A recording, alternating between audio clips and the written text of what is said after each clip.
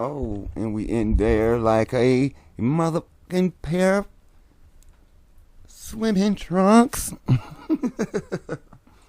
What it is, what it do, good people. Peace and love to all the guys and gals in the high vibrating species on the planet. What it do, god dang it. What we doing, man? What we doing, man? Come on in, man. Come on in. Come on in. Come on in and join us. Join us, Academates. Salute. Proper style, proper light. How we living?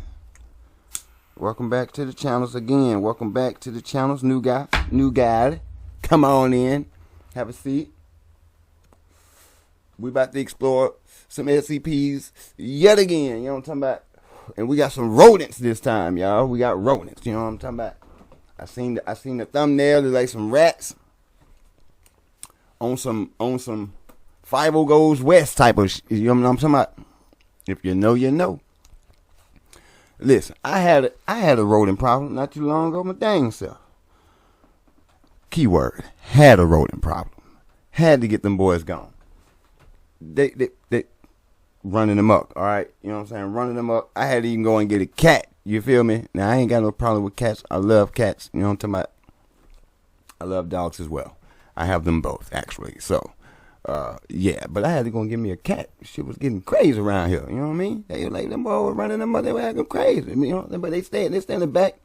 And they like digging holes all in my backyard. Like every time I go out there, it's like a different hole, and they just burrowing all in my backyard. Right? They barely come in the house, but they stay in my backyard, acting a fool out there, all in my garden and stuff. You know what I'm saying? Just I had to get rid of them, y'all, for real.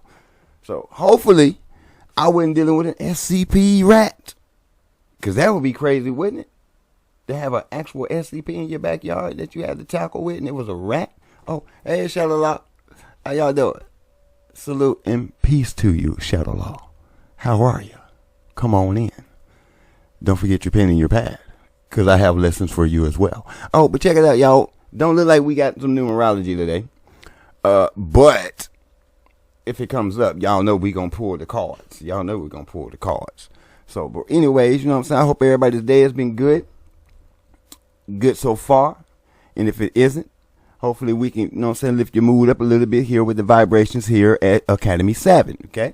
So if not, you know what I'm saying, we're going to keep doing what we can to get you vibing high, you feel me, and to get you educated on these SCPs, whether they be rats or bats or Moloch, the Dragon King, which they like to call him the Scarlet King over here, which Scarlet is nothing but a representation of that blood type of stuff, you know what I'm saying, liquid, that red liquid, that's all that is.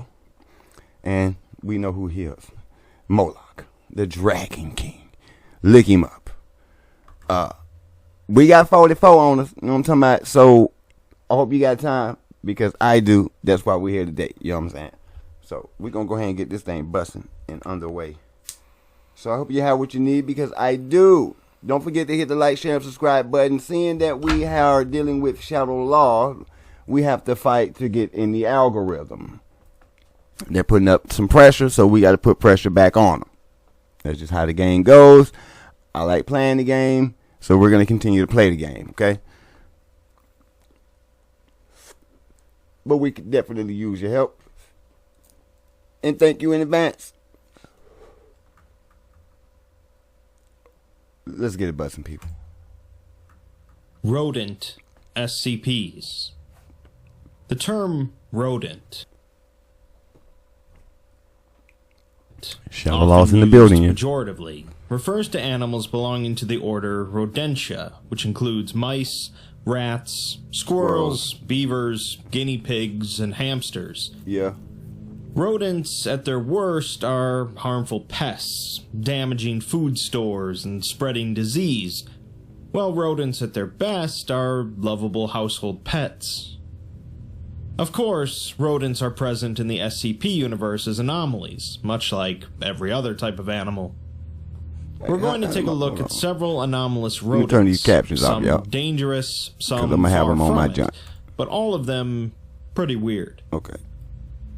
First up is SCP-6369, which is not a rodent itself, but rather a Nokia mobile phone, with a single number saved in its contacts list. The number is listed as rat lost and found, and calling the number connects the caller to an automated selection system, which will ask What did he say? 16? You said 6. What did he say? Hold on. a series of questions inquiring about a lost personal We're possession. going to see if we can get the numerology on These that. questions include what item the caller needs found, where they believe they may have lost it, and what form of payment will be given for its recovery. This service requires a number of conditions to be met, otherwise the system will instead play a pre-recorded message apologizing for the inconvenience before ending the call. First, the item has to be actually lost to the owner. Did he say 6669? Because that's 666 for one. If that's what he said. That, yeah. So yeah. But hold on, let's see if he said it again though, because I really want to get the numbers on this Nokia phone. I still got one of those. Intentionally hidden, or having a second person purposefully hide an object for them. Second, the item has to have been lost within the last 2 years, and can't weigh more than 5 kilograms. Third, the area that the lost item is located in can't have any rodent traps or predator animals, such as snakes, cats, or birds of prey. Fourth, the caller has to have payment ready before placing the call. The call must be placed on a weekday, and the service's employees must not be currently active elsewhere. If all of these conditions are met, I'm out of that race. one or more employees will manifest outside of the building the call was placed from, within 30 minutes. These employees will appear as a variety of fancy rat, all directing or driving an autonomous robotic vacuum cleaner.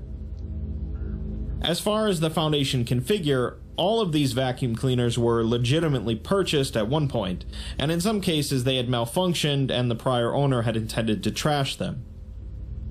The rats will use these vacuum cleaners to knock on the door of the building by bumping into it.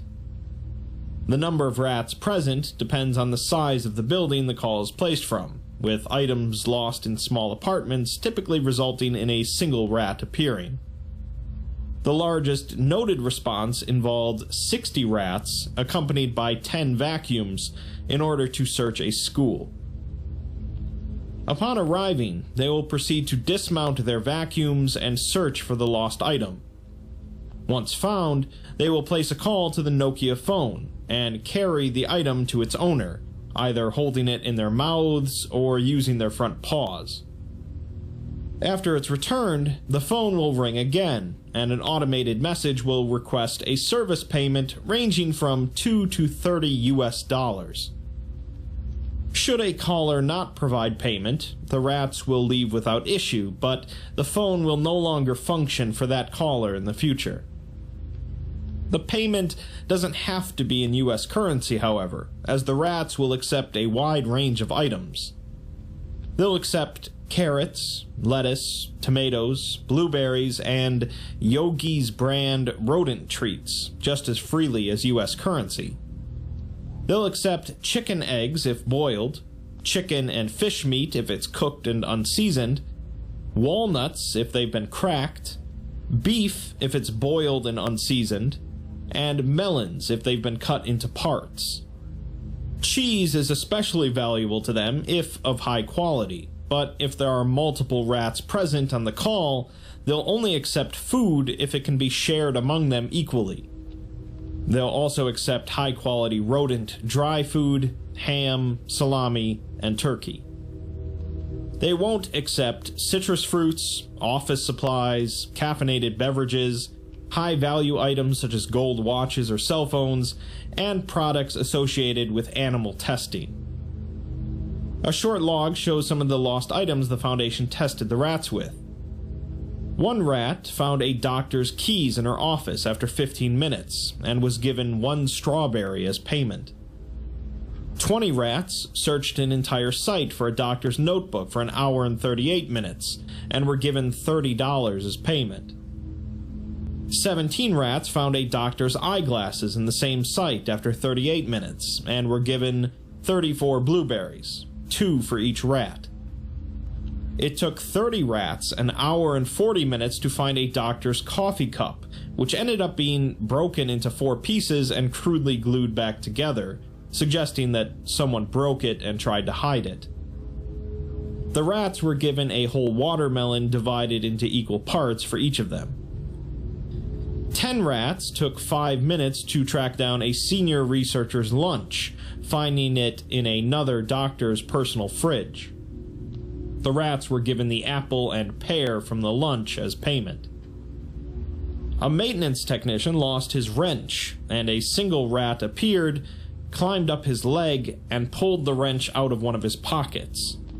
The rat was given 5 peas as payment. After using the phone 20 times, a notable rat appeared in front of the phone's containment locker, wearing a miniature headset.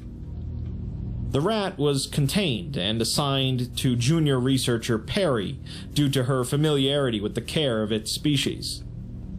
This rat will disappear from its cage whenever the rat service is active in a nearby location, appearing at the active search site and seemingly directing the other rats, using squeaking and limb gesturing. It will also handle distribution of food rewards among the rats.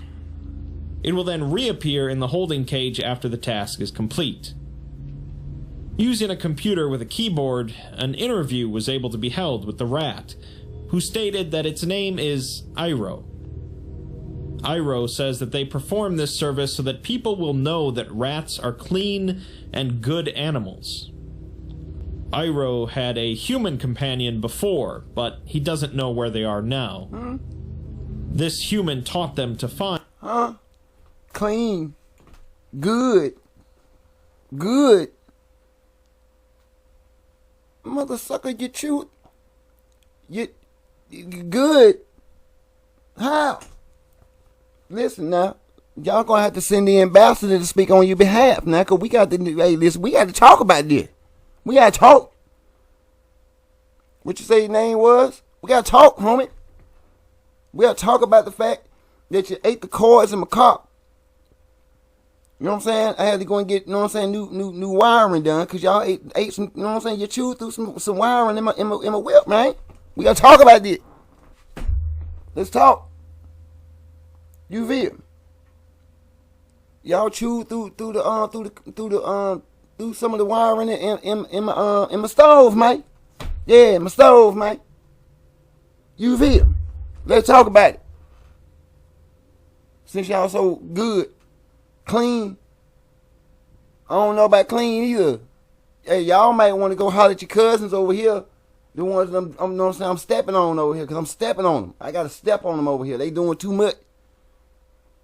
You talking about good and clean. I got an argument. I have an argument, but we going to keep going. I'm sorry. Find lost items, along with some other tricks. He doesn't mind staying here. These are aliens, as man. help keep finding I'm lost just gonna tell stuff. you, these aliens. These ain't no damn rats. Iro was placed in a large cage in Perry's Iro, office, yeah, Iro, along come with holler a at me. non-anomalous fancy rat to keep him company. Because you need to come holler at these Neither people. Iro nor the accompanying rat seemed to be aging, despite the common short lifespan of rats. The Foundation determined that the phone originally belonged to a Mr. Adrian Silverton, an elderly retiree who passed away in 2019. Silverton ran a second-hand electronics shop, and his family described him as an advocate against the negative stigma associated with pet rats, as well as an amateur software app developer. They in Gnomeville, ain't The it? Foundation found a side room filled with empty small mammal cages, which the family explained as Silverton's animal sanctuary for surrendered pet rats. I know they on that willow tree The hard. family What is claims that? that all of the rats disappeared when Grandpa Silverton passed away. That was definitely more on the lovable side of rats. So let's try something a bit more on the pest side.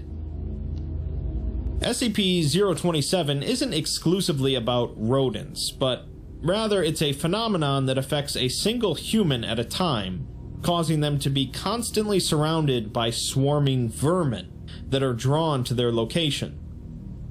The subject does not appear able to assert any sort of control over these vermin, and is in fact prone to occasional attacks from the creatures, as well as those that come too close to the subject.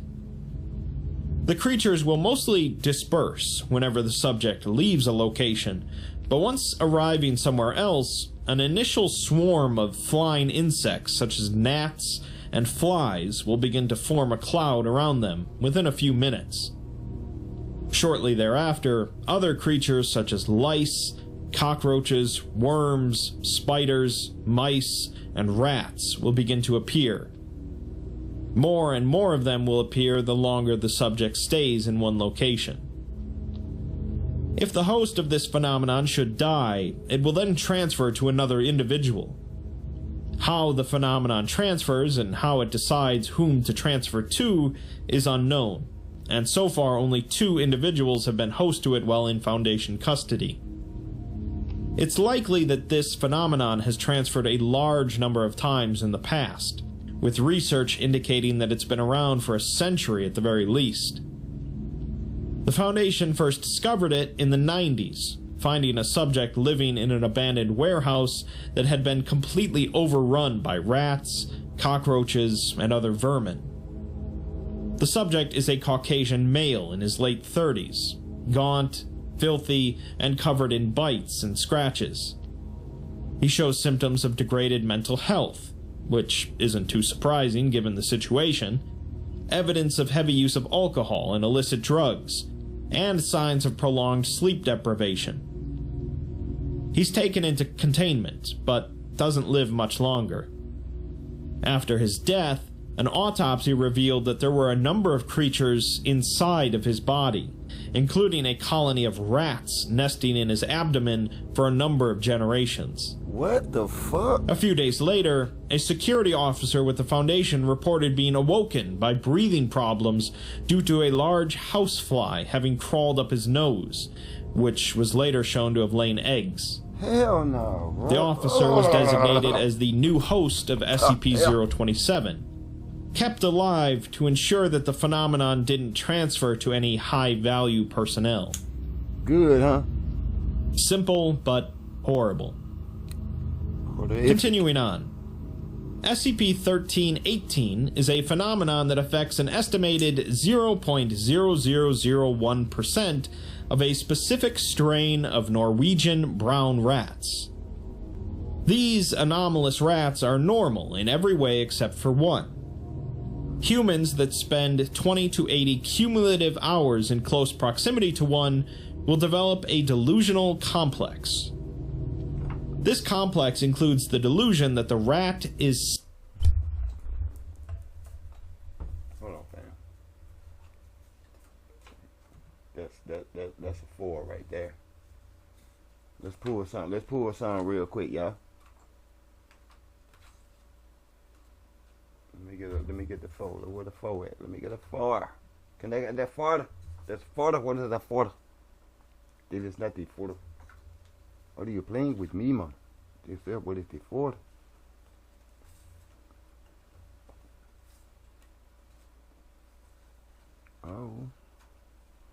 Oh. That ain't it either. Good gracious.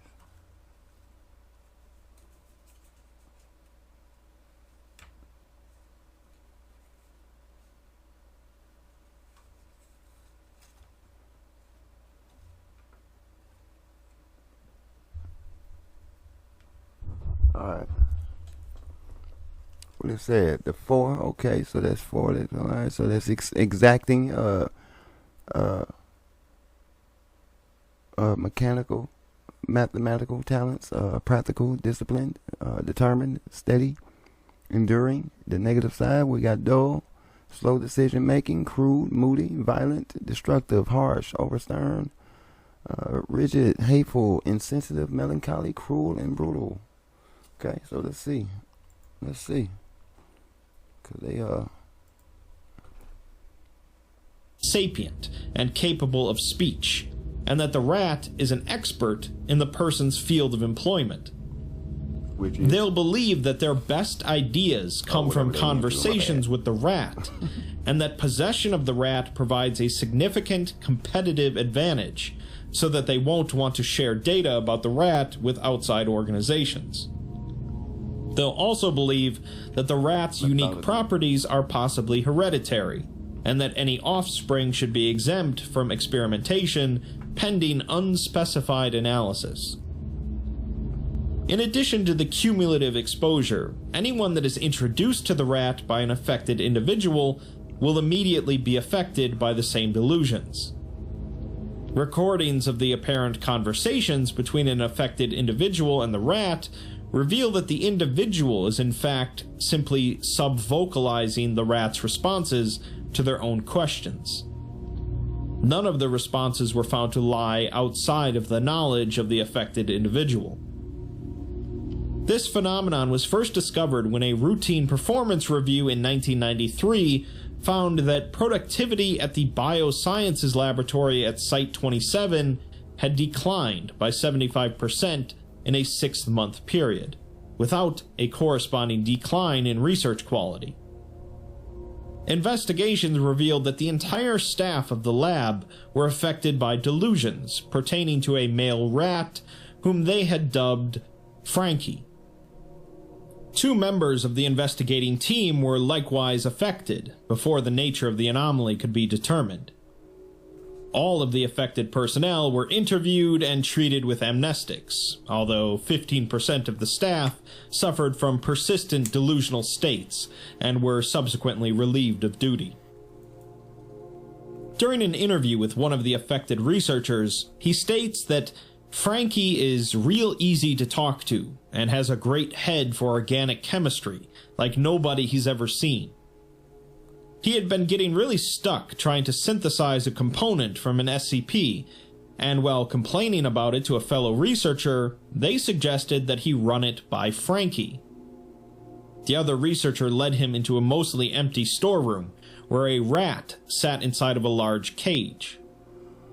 The researcher began to speak to Frankie, and Frankie apparently began to speak back. He says that you'd expect a rat like that to have a squeaky voice, but Frankie just sounded like a regular guy. After explaining to Frankie what he was trying to accomplish, Frankie walked him through a possible synthesis as easy as giving directions to the grocery store. The directions ended up working, so the researcher continued to consult with Frankie, along with most of the other researchers in the lab. They all figured that Frankie was their secret weapon, as everyone was doing amazing work, so they decided to keep it to themselves. The reason that productivity fell is because Frankie sleeps for half of the day, and the researchers ended up not bothering to do anything without consulting with Frankie first, because they would end up having to start projects over after Frankie corrected them, so why bother starting them on their own? The other reason productivity fell is because many of the researchers were busy with the breeding program, with the hopes that every lab in the Foundation would someday have their own Frankie. On the one hand, it makes sense that the Foundation would shut down and contain any sort of mind-altering anomaly, as there's no telling how far it might extend or what it might suddenly start to alter. On the other hand, it seems pretty beneficial, and the Foundation would probably benefit from having a Frankie in every lab. Moving on to something far less comprehensible. But see,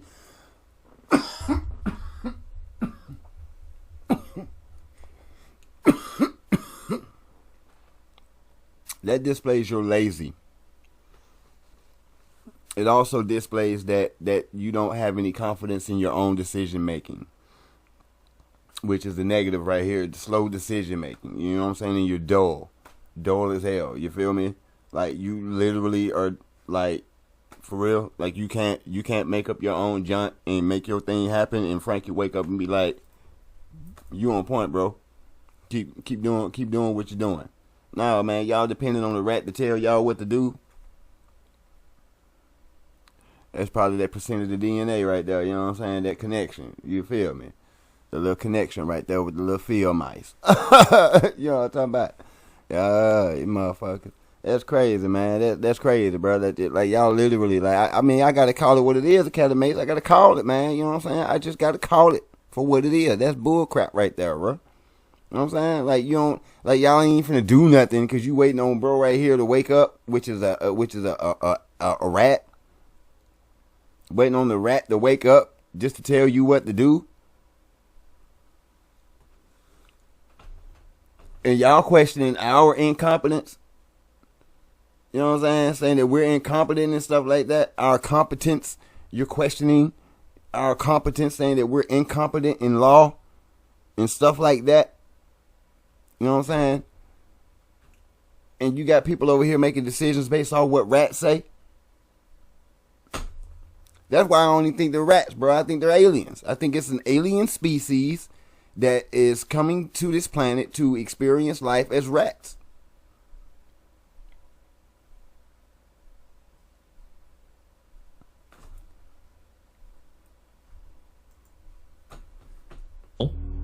SCP-1555 is a facility built into a mountain with an unknown origin and purpose.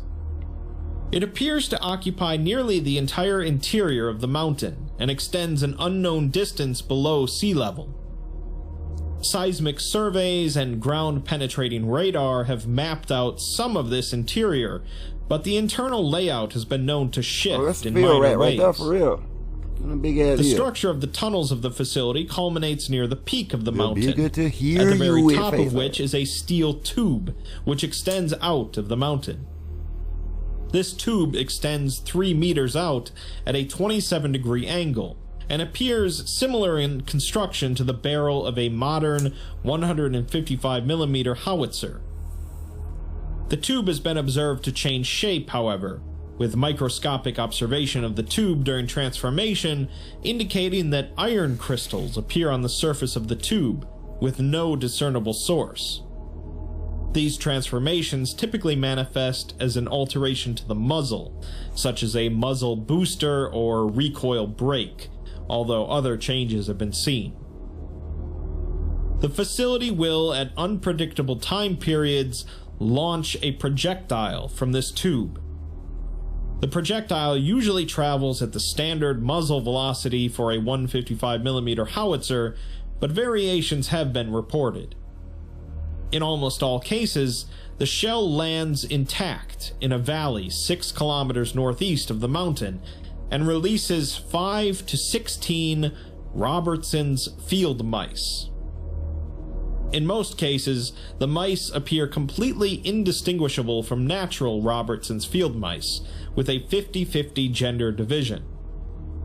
Usually the mice show normal genetic deviation, but around 15% of the shells contain genetically identical mice. After the mice are released, the shell generally corrodes into dust within 2 hours. We're given a list of some of the deviations from this common practice, however, such as a shell that released 2,000 mice, or one that did not follow a parabolic trajectory, instead flying out of Earth's atmosphere and past the orbit of Mars. Once, the tube fired 10 mice without a shell, with them landing scattered across the valley. One shell contained only 10 mouse skeletons, while another was pushed out of the tube only by compressed air, landing directly in front of it and releasing 1 mouse. One shell contained a tangled mess of PNP bipolar transistors, and another time the tube fired 48 shells in extremely rapid succession, all containing 3 mice. One shell contained chlorine gas instead of mice, and another shell released 5 smaller shells mid-flight, each containing 1 mouse. Another shell continued traveling into the ground after landing, traveling an unknown depth into the earth. Another shell released mice continually for 3 hours, while another exploded in mid-air, releasing metal fragments similar to an ordinary high-explosive artillery round. A Foundation agent was sent in to investigate, eventually going missing while in the tunnels, so an MTF was then sent in to find him. The first thing they comment on is the sheer number of pipes present throughout the facility. They then mention how clean the facility is, with all of the pipes being shiny and no dust present. They enter into a larger chamber filled with more pipes, along with some valves, some of which are labeled. One is labeled as makeup gas, while another says emulsion. After drilling into some of the pipes for samples, they find out that some of them are vacuum pipes, others contain steam, the makeup gas seems to be lead vapor, and the emulsion pipe contains an unknown, thick, yellow substance. The air in the facility is revealed to be exactly 75% nitrogen and 25% oxygen. They proceed deeper into the facility, eventually coming across a section of low radiation, which their suits protect them from. Soon after, they find a larger chamber with a machine in the center, with many pipes leading into it. This was revealed to be a standard United States naval reactor. One of the team begins to drill into a pipe leading into the reactor to take a sample, with the spectrometer revealing it to contain uranium hexafluoride. Before they can seal it off, however, the pipe suddenly increases in pressure, and the gas bursts out over the agent. They proceed to run away from the reactor, swearing about the pipes, with the agent saying that he'll get cancer from this, but he'll live through today. They all agree to not touch any more of the pipes, and they continue on. Soon they find another chamber, this one opening up onto a large shaft that extends diagonally up and down, with a big bundle of pipes suspended from the ceiling going down the middle. There are a number of warning signs nearby, with one in German, and they learn that the atmosphere in the chamber is pure helium, with no physical divider between the hallway and the chamber. Once they moved into the chamber, however, all of their electronics died, aside from their internal microphones, forcing the base to communicate with them through Morse code. After sitting there for a moment, though, all of their electronics spontaneously start on fire. Despite this, base tells them to proceed, but turn back if there's obvious danger. There's a stairway cut into the side of the shaft that they decide to take, and they hear wind blowing down the shaft. After traveling down for some time, they come across a doorway where they find the upper half of the missing agent, smoothly cut at the waist. They soon find what cut him in half, however, as a section of the hallway in front of them is filled with thin wires, which slice the front of one of their rifle barrels as they walk forward. They find the lower half of the agent on the ground, in small enough pieces that it looks like sand. They decide to turn back and proceed up the stairway instead, with the wind now blowing up instead of down, and growing in intensity. When they go to grab onto the stairs railing, it melts in their hands. Eventually, the wind grows strong enough and begins to blow horizontally, knocking one of the team off the stairs, where she's forced to grab onto some electrical lines that are running along the side. Unfortunately, the wires are hot enough to start burning through her suit, and before long, they reach her skin and fry her. The wind begins blowing down again, so they make it back to the hallway they entered the chamber from, but the hallway is now proceeding in the opposite direction as before, although their tether cable is still attached. The walls in the hallway have also changed, from concrete to riveted steel, painted matte olive. After moving through the hallway, they enter into another chamber, this one containing a large lake with a number of pipes leading into it. The lake appears to be a mile across, with halogen lights along the ceiling the entire way. There are blue lights underwater, and it looks like the lake is filled with nuclear reactors. They take a sample of the water and send the results back, which triggers a number of radiation alarms upon arrival, prompting base to order them to leave immediately.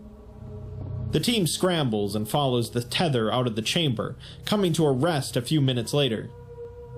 After one agent leans against a pipe on the wall, however, it falls off, releasing thousands of mice into the hallway. Another agent begins swearing again about the pipes and starts firing at them, with one pipe releasing a white, billowing cloud. They're forced to move through the cloud, which is extremely cold, and begins to ice up one of the agent's suits. Before long, he can't bend his elbows, and his oxygen tank becomes exposed. His lungs start freezing up, and eventually he can no longer bend his knees. He falls to the ground, causing his visor to smash open, and he's instantly killed. The others soon make it out of the cold, finding the other end of the pipe that the agent knocked loose. It looks empty, but there's a whooshing noise coming out of it, and soon a bunch of mouse hair starts spewing out of it.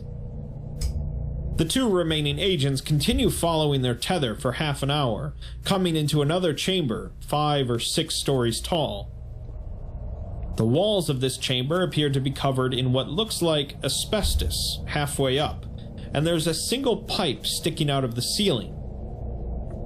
It drops an object which shatters when it hits the floor, and upon closer inspection is revealed to have been a mason jar filled with a yellow powder. They send a sample back and are informed that it's half sulfur and half tree pollen. Continuing along the tether, they find a wall covered almost floor to ceiling with open pipes, and after moving closer, they realize that the pipes are all rifled, like gun barrels. They attempt to scramble out of the way as an enormous amount of automatic gunfire erupts into the hallway for 5 minutes. Afterwards, one of the agents informs Base that he's the only one left alive now, and there's 5 inches of lead stuck to the wall. By now, Base had withdrawn 12 kilometers of tether, despite sending in only 1,400 meters. Yo. Regardless, Base tells... My bad, I don't mean to cut you right there, bro. Hey, check the ship out, y'all. Look at this junk down here, bro. They with the spit, for real. A whole motherfucking swordfish. Bruh. They with it, you hear me? Alright, let's go. Tells the agent that he's close to getting out in order to keep up his morale. Unfortunately, the agent follows the tether to the end of the hallway, where the cable leads into a small pipe, 3 inches in diameter, sitting in the middle of the floor. At this point, the agent realizes that he's never leaving this place, so he tells Base that he's going to end things using his sidearm, and that there's a box under his bed with a note inside he wants delivered to his brother. He tells them to not send any more people into this place, not even D-Class, as nobody deserves this. Damn, not even D-Class? Base tells him that he performed admirably, and they're sorry. The agent proceeds to cut the tether, and the log ends. Afterwards, over 60 kilometers of tether were pulled out, and no further exploration was performed by non-expendable personnel. Of course, there are plenty of expendable personnel. Extremely weird, with no explanation whatsoever for who built this facility and why, although the surrounding area is said to be home to one of the few remaining populations of the fictional Robertson's field mice. Since that's the type of mice most commonly fired out from the facility, perhaps some anomalous organization was just really interested in keeping that species alive. So far, all of these rodent SCPs have either been singular entities or contained to a somewhat isolated area. Let's end by looking at an SCP that takes things to a bit larger of a scale. Let's do that. SCP-6668 refers to a large sinkhole that suddenly appeared in the floor of a Foundation site's. 68.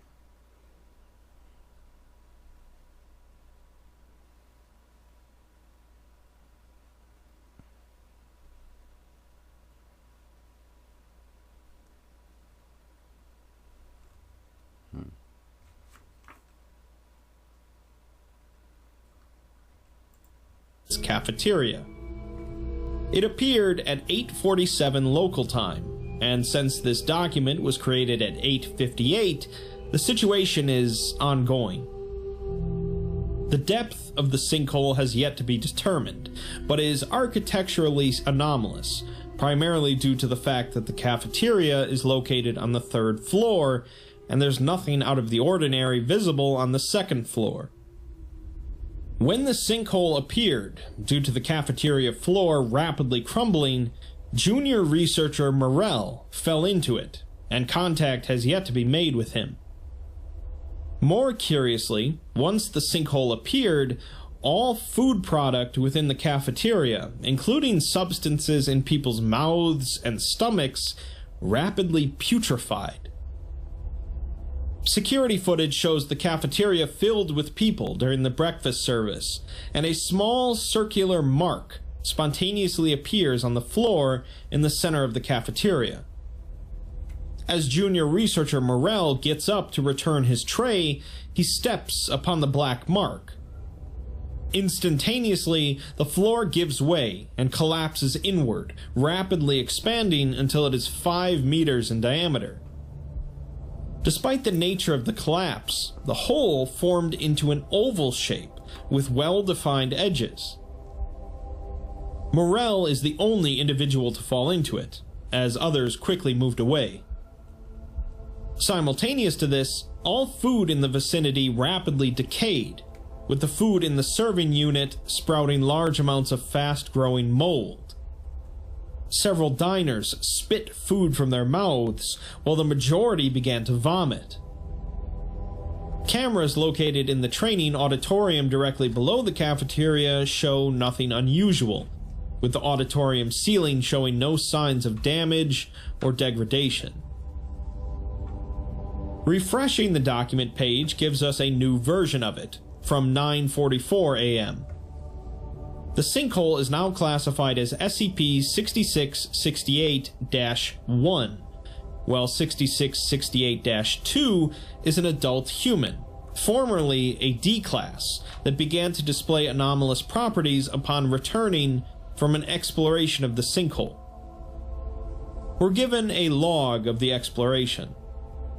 The D-class was strapped into a harness, attached to a crane that was brought in to lower him into the hole. He says that it's real dark in there, and he can't see the sides anymore, suggesting that it's pretty big. After a couple minutes of descending, he begins complaining about the stench, which he states is worse than the moldy food up in the cafeteria. He descends for another 3 minutes, for a total of 37 meters, which would normally put him on level B5 of the facility. Suddenly, he's interrupted by a wet, squelching sound, and orders them to stop the crane. And you know something right there, yo. The D-class was dropped up to his waist into a black, viscous liquid at the bottom of the pit, which only became visible due to the disruption of his body. The D-class says that this black tar is where the rancid smell is coming from, but he can feel the floor underneath it, which he describes as soft. The area is still very dark, anomalously so, but he makes out a shape nearby that looks human. It's floating in the liquid, wrapped in a Foundation lab coat. The body is face down, but he thinks that it's Morell, so the site director orders him to grab the body and they'll pull them out. The D-class begins to breathe heavily as he approaches the body, but when he grabs the lab coat, the mass contained inside of it splinters into smaller parts and begins to rapidly move. A splashing sound is heard as the smaller masses move into the liquid, and the D-Class screams that it's not Morell, and they need to get him out of there. The crane begins to start pulling him out, but his camera starts jerking wildly as he exclaims that something's in his suit. He plunges his hands into the liquid and begins hitting at his legs, but the crane throws him off balance and he falls face first into the liquid. Not good. The crane pulls him out of the pit, but he remains silent on the way up, and the camera is obfuscated by the liquid. Upon recovery, he's found to be unconscious, but before the medical staff could arrive, his body began to levitate. He's now currently suspended in the air above the pit in a non-responsive state, and sounds of movement are audible from the sinkhole. Refreshing the page again gives us an update from 10:27 a.m., with a video log showing the developing situation. A team of researchers stand around the D-Class when his eyes suddenly snap back and glance rapidly around, making eye contact with one of the researchers. He begins to try to speak, so the site director stands on a chair and leans near his mouth. As his lips slowly open, a small paw pushes through them, followed by the rest of a large, wet rat. The rat crawls out of the D-Class's mouth and falls to the ground, quickly scurrying away. Immediately afterwards, a wet, slurping noise comes from the D-Class, and a second, larger rodent starts to crawl out of his mouth. Unnoticed by the researchers, small red dots begin to appear on his uniform. His right cheek begins to bulge outwards, and apparently a third rodent has crawled up his esophagus, fighting with the second rat to get out. The D-Class's left eye then collapses in on itself into a white, damp pulp, and from within the socket, another rodent begins to emerge. The D-Class's right eye is rapidly darting between the researchers. The red dots on his uniform continue to grow as one of the rodents in his mouth manages to claw through his cheek, pulling itself through and falling to the floor. Another rodent can now be seen crawling up his throat. Without warning, a large laceration forms on his right wrist, spraying the site director with blood and causing him to fall off the chair. A rodent begins to crawl its way out of the laceration, followed by another. More and more rats pour out of his throat, now numbering around 50. The bones around his left eye have started to crumble, allowing space for more rodents to emerge. The flow of rodents from his wrist has intensified to the point of severing his right hand completely off, and other rodents are now crawling out of both of his ears. The number of rodents in the vicinity is in the hundreds now, with a number of them swarming over the fallen site director, who's unable to stand. As another researcher tries to help him, the rodents charge at him as well, crawling up his legs. He flees from the area after apologizing to the site director, followed by the other researchers. The D-Class's skull has lost most of its structural integrity, and rodents are continuing to emerge from it. His uniform then ruptures open, releasing a flood of rats into the room that chase after the fleeing researchers. The rats tear into the site director's skin and attempt to climb into his mouth, which he can only prevent for so long. Eventually, one gets in and begins crawling down his throat. The rest of the rodents then begin flooding out of the cafeteria, quickly overwhelming the 3 site security personnel that were sent in to help. The site director's body begins to convulse as it also levitates into the air and starts to discharge rodents in a similar manner to the D-Class. So far, estimates figure that between 1,200 and 1,700 rodents have emerged from the two, and sounds of movement and squeaking are audible from within the sinkhole. Another update brings us to 1156, which tells us that all personnel in the site are to evacuate, with floors B4 through 6 of the site to be considered lost. SCP-6668 is now the designation for anomalous rodents that originate from the sinkhole. They are to be considered hostile, lethal entities that will attempt to enter the body cavities of any human they encounter through any external body orifice. If they are unable to do so, they will create an artificial orifice through the use of their teeth and claws. These rats replicate through these human hosts, but anecdotes relating to a mimetic effect compelling individuals to willingly offer themselves to the rats are currently unsubstantiated. The site where this all occurred is currently undergoing a Code Black security breach, with the site being evacuated and MTF Lambda 12 Pest Control ordered to come in and contain the anomaly. When trying to access the log of the MTF incursion, however, we're informed that the incursion was cancelled. A notice informs us that by 05 authority, the evacuation order has been overridden and all staff are to shelter in place. The site has been placed under quarantine and the MTF has been withdrawn.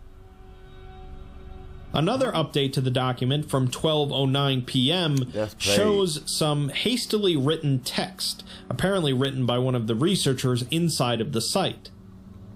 She's typing out a message from her phone and pleads for someone to unlock the emergency door as no one here is infected and the O5s can't just abandon them to die. She's interrupted, however, as the document refreshes and wipes out the text, now with a notice that informs us to disregard any restricted information we had been exposed to. The site has now been placed completely under quarantine, with no excursion allowed, and the O5 Council are currently deliberating on containment procedures for SCP-6668.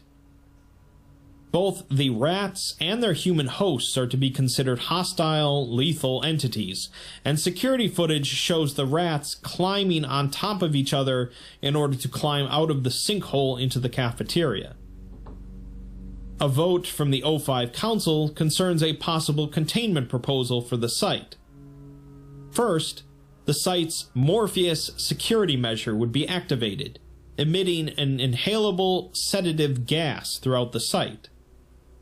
Then, the site's Hephaestus security measure would be activated, incinerating the entirety of the site's interior, with the exception of designated containment cells.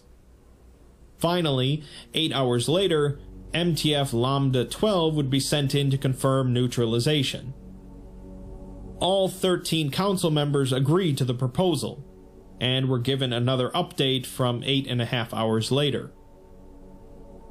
No signs of life have so far been detected throughout the site after the activation of the two security measures. Curiously, the sinkhole is also no longer present, with the floor in the cafeteria appearing as it did prior to the morning's events. It's certainly rare for the Foundation to actually solve a problem with liberal usage of fire, but it seems like it did the trick here. Unfortunately, a rodent of unknown origin with burn wounds and scorched fur was recently sighted in a nearby city. Quarantine measures have been placed on standby, and excursion into the city is forbidden. Ah well. Hopefully that's enough rodents to last you a while, ranging from lovable rats that help you find your lost keys to rats that will help you lose your internal organs. That's what I'm talking about. Rats and mice in general are a pretty easy source of horror, as they naturally bother many people, and are often harbingers of pestilence and problems. There certainly aren't as many rodent SCPs as there are for dogs and cats, but there are at least a few particularly odd ones. I won't no dealing with now one of them. You know what I'm talking about? I ain't trying to hear it. I'm not trying to hear it. I'm not trying to hear it. damn that. I'm not doing it. Look here, man. Academates, that concludes the video right there. You know what I'm talking about? I do appreciate y'all hanging out with me for that duration. This is crazy, people. I'm telling you, they're aliens, man. It's got to be an alien species, bro. Like, the intelligence on these mother suckers is crazy. And then, oh my good,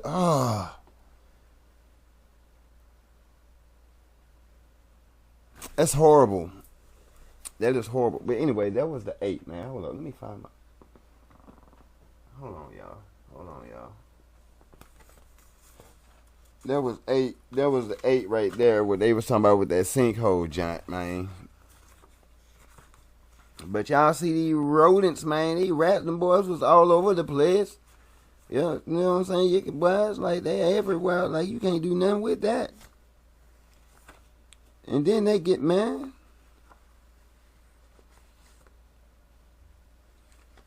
Man. Oh, and here we go.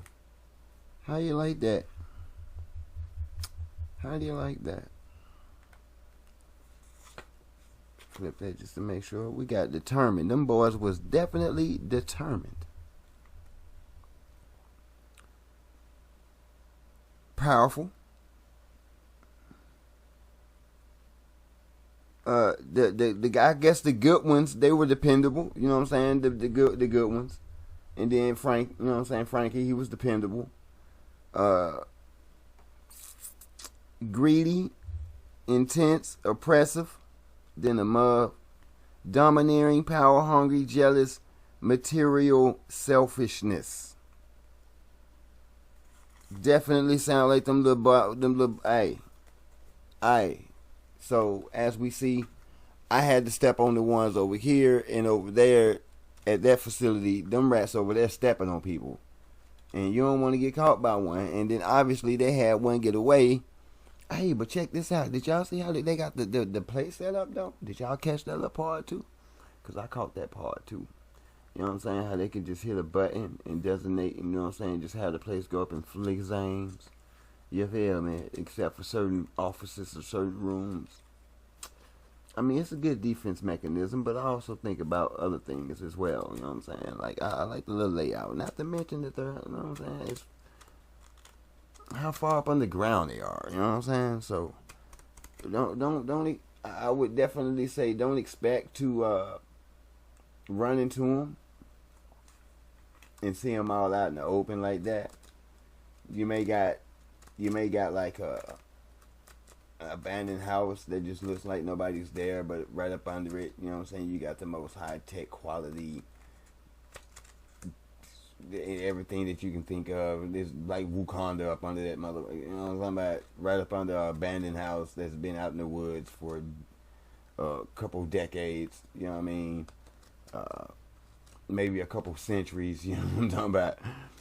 And they've been up under that for a while now, you know what I'm saying, making it bust on some real deal Holyfield type junk. But anyways, you know what I'm saying, y'all keep y'all head on that swivel out there, man. Don't forget to keep yourself spiritually, mentally, physically, and emotionally protected. Don't let the world drive you crazy, and definitely don't let these rodents drive you crazy. If you gotta step on something out there, man, step on that thing and get it out your way. You feel me? That's just how the way we gotta, you know what I'm saying, the cookie has to crumble these days. If it's in your way and it's really threatening like that, do what you got to do. You feel me? If you can, if there's options, choose the best one for yourself. I'm not condoning that you just go out there and just on anything, but if it's in your way, you got to remove it the best way possible. Now, I would like for you to use your critical thinking with that, because some of y'all are hotheads out here would think that was my only option, and you had other options. You know what I mean? And you didn't want to weigh those options because you wanted to stand for something that doesn't mean you any good anyway. Let that sink. You know what I'm talking about? In the meantime, in between time, y'all know we're going to be back with more SCPs, Exploring series, and everybody else that channels that we tune into. Of course, again, a salute to y'all, you know what I'm saying, for giving us this content, this good old content for us to go through. And for my subscribers, you know what I'm saying, if y'all haven't subscribed to these people already, these channels already, you know what I'm saying, feel free to do so. This is not a hating channel over here. We all are doing what we have to do, which is our parts to give you the information and allow you to go over it yourselves and come with your own conclusions, because that's what we do here at the Academy. We go through the files, we run a couple numbers, go through a couple of words, go through a couple doors, hit a couple field trips, you know what I mean, put boots on the ground, stuff like that, ultimately for you to draw your own conclusion. There's truth in just about everything. You just have to figure out which one it is. And that's why we encourage you, you know what I'm saying, to do your due diligence, to do your research, to have your ducks in a row, you know what I'm saying? Pull your clues, pull what you got, pull your resources, pull it all together, and really evaluate what you got going on, you know what I mean? And that can be going in any spectrum of life, you know what I mean? Whatever you got going on, like pull your resources and see and really evaluate it. If it's worth it, if it's worth to continue, if it's something that you need to kind of pump brake on, if it's something that you need to really look at it, man. Take the time out to freaking look at it. You know what I'm saying? You do yourself these favors. Gotta make sure, you know what I'm saying? Y'all don't forget to hit the like, share, and subscribe button. Y'all know Shadow Law and Bison, they all in here trying to get crazy. So let's keep the pressure coming. Let's keep stepping on them. Let's keep doing what we doing, because that's all we doing. We ain't really, you know what I'm saying? We ain't hurting nobody. You know what I'm saying? We just checking out the realm of the monsters. It's like they like to call it, the realm of the monsters. We just checking out your monsters and just seeing what the hell y'all got going on, because this is crazy. I really do believe this is an alien species. But that's me. And if there's other people that agree with that assessment, then, you know what I'm saying, hey, cool. If not, hey, cool, whatever. You just got to explain to yourself what the fuck is going on. And don't just let this be the end-all be-all for it, because we going to keep going, because we done went through a lot, and we done discovered a lot, and we've cross-referenced a lot of stuff over here. You know what I'm saying? And obviously, it brought Shadow Law looking. So, apparently, we did something right. So, let's keep doing the right thing. Peace.